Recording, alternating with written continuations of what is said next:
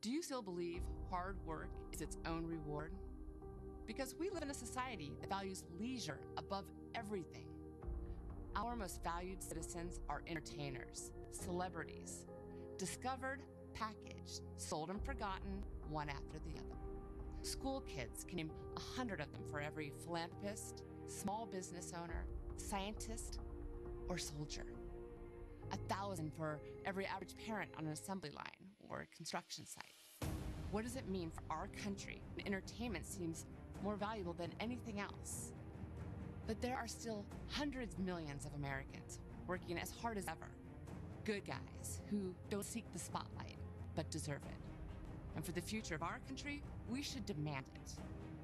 We are the 5 million men and women of the National Rifle Association of America, a voice for those hard at work. Join us today. How do you think the president's doing in handling that pervasive unease that he talked about that exists in this country right now?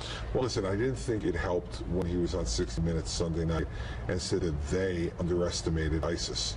Who's they, Mr. President? It's you. It's your administration. You need to be accountable for that.